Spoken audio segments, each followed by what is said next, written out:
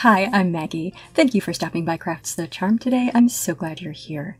And today we're going to be making pieces of 8. Whether you need them for your pirate haunt, your pirate costume, or your pirate party, what else are you going to use to buy your grog and your parrot?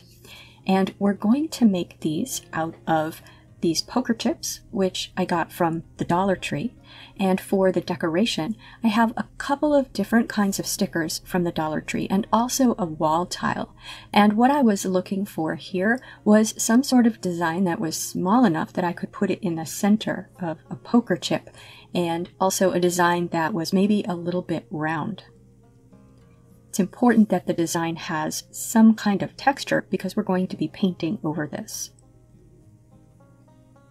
Now, to find the size that I want to cut out, I took a piece of paper and put it over the poker chip and rubbed it with a pencil. Basically took a rubbing so that I could get the size of that circle. But I did want a really clean circle, so I then used a compass to get the size of that circle, and then I traced out a circle on a piece of paper. And for some of the pieces that I'm going to cut, I'm able to use the compass to trace a circle on the piece. But for the stickers, it was easier to use the circle from the piece of paper and cut around it. So I did cut out that circle from the paper. Now this is a piece of a wall tile from Dollar Tree, and you can see this is just a tiny piece of that larger wall tile. And I've already cut one little circle design out of it. I'm going to cut 3 more out of it. This did not have as much texture as I would have liked, so I think this was less successful than the stickers. Now, I tried 2 different sets of stickers, and these are both just really wonderful. They have these designs on them. Some are sort of abstract, some are circles, and one set of stickers has some designs on it that are sort of cross-shaped. So if you look at old Spanish dollars, some of them do have a sort of a cross pattern on them. So I did want to try to find that motif in the stickers. So I just cut out all of my sticker circles.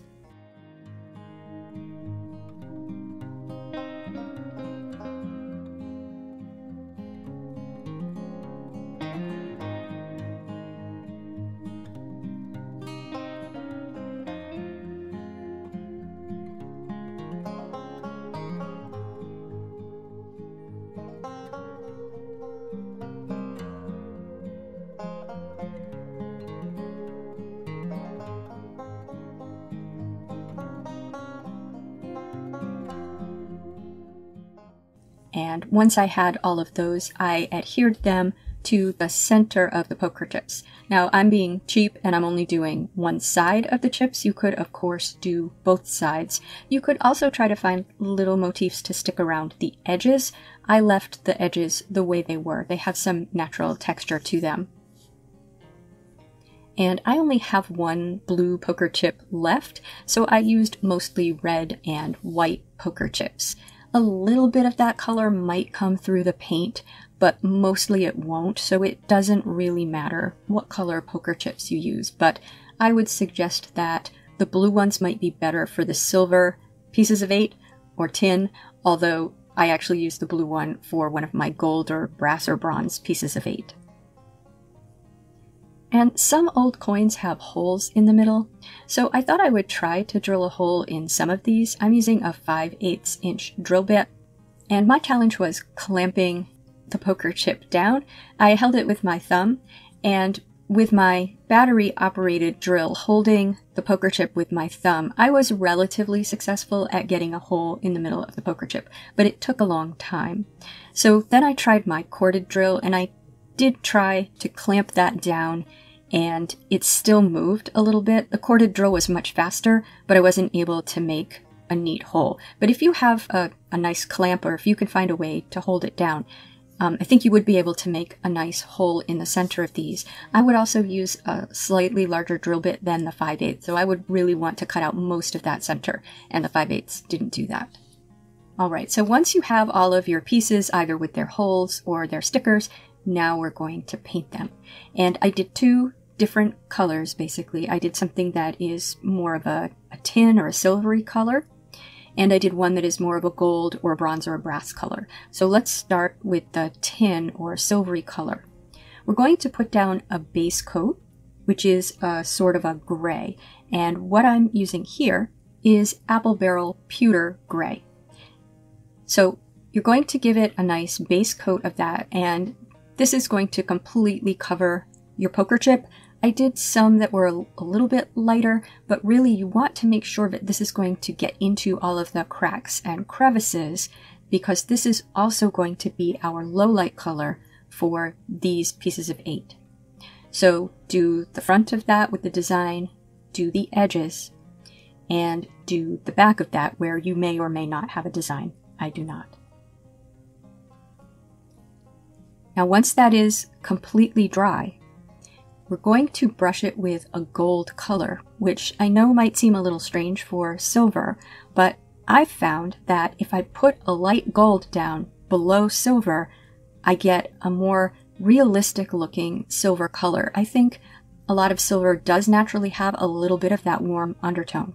So what I'm using here is Inca gold, but you can use any light gold paint, and I would recommend you want to brush it over.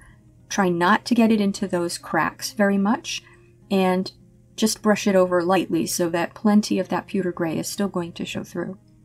So once you've done that, and again you're going to do it on both sides. I did not bother to do this on the edges. I think the edges being the pewter color is fine.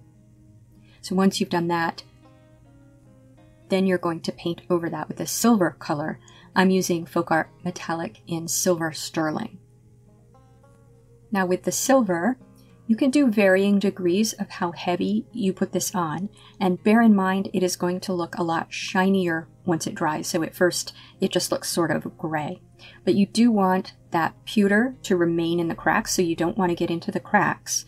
And I would say you want to let a little bit of the Inca gold show through, but how much is up to you. So I did a varying amount on these different coins, and I feel like where there's more of the Inca gold showing through, it just looks a little bit more tarnished.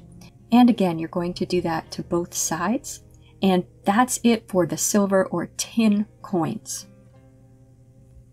For the gold, brass, or bronze pieces of 8, we're going to start with Folk Art Metallic in Bronze Metal. And this is our base color, and I'm going to completely cover both sides and the edges. Now, I needed 2 coats of this paint to get good coverage, so I would say do a coat, don't make it too thick. You definitely want all that texture to come through. Let it dry completely, and then do a second coat. Now, I did the lowlights 2 different ways. So I'm going to show you both sides of these coins, and you can decide which one you like better. For me, I think they look about the same. So on the backs, what I did is I used some Deco Art Metallic paint in Rich Espresso. And this is just sort of a dark metallic color, almost a brown, but it's got a goldish color to it.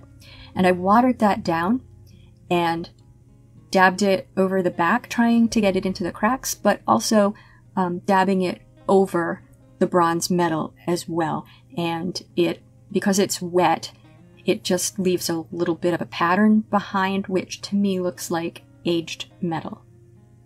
What I did on the fronts is I mixed Folk Art Multi-Surface in Chocolate Brown with the Deco Art Metallic Rich Espresso, and I did not water it down. By the way, I'm going to call that my mocha paint mix. Chocolate Brown and Rich Espresso. It sounds delicious, doesn't it? So I painted that over the front, trying to get it into the cracks, but then I tried to brush the paint off from the raised areas some, so that you could still see a lot of the bronze metal through it.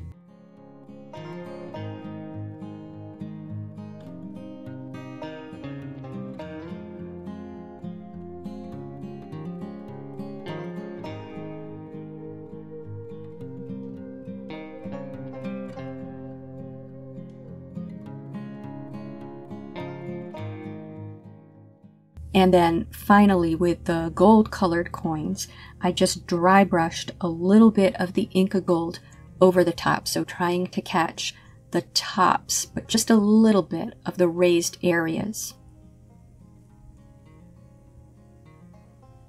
And once all the paint had dried on all of the coins, I gave them a coat of matte Mod Podge to seal in the paint. And here you can see the gold coin, the front, which remember I painted over it with the mocha mixture and then just tried to brush it off of the raised areas. And here's the back where I used the rich espresso mixed with water and sort of dabbed that over. So you can decide which you think looks better. I think they're equivalent. I like both techniques. And then I decided I wanted to make a little bag for my pieces of 8. And I thought, what does a pirate's bag look like? Well, I think maybe the pirate might have taken some old scraps from their shirts and their breeches and sewn them into a bag. So I have these 2 fat quarters from the Dollar Tree, which I've used on other projects, such as bat wings. And I'm going to just cut some pieces and sew them together. So I'm going to cut a piece from each, which is 9 inches long by 4 inches high. The dimensions really don't matter. I just decided I wanted a bag that was about 4 inches by 6 inches. So then I laid those 2 pieces together the long way, right sides together, and I sewed a 1/2 inch seam. Then I folded the top of the brown piece down twice, about a 1/2 inch each time. I wanted the brown piece to be shorter, and I knew that was going to be the top of the bag. And I also opened up that seam down the middle and just pressed it with my fingernail. So then I sewed the seam at the top where I had folded the pieces down, and that's about a 1/4 inch seam. Then I folded the bag in half and sewed along the bottom and then up the side to form a bag. And that is all I did to make the bag. It's very simple. What I decided was I just wanted to tie something around it to sort of close it. And I decided I wanted it to be gold. And I had this chain, which was a chain from a hanging basket from the Dollar Tree, which I had previously painted with gold paint for a wreath.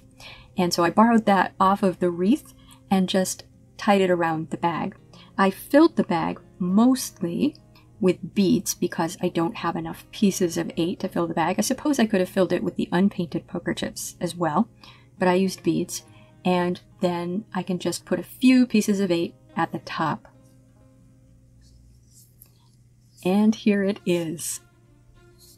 I'd love to know what you think of this. Please tell me in the comments. Do you have a favorite decoration? Do you have a favorite color? What would you do differently? If you like this video, please give it a thumbs up. And if you enjoy this sort of content, please subscribe to Crafts the Charm. Thank you for spending time with me today. Take care.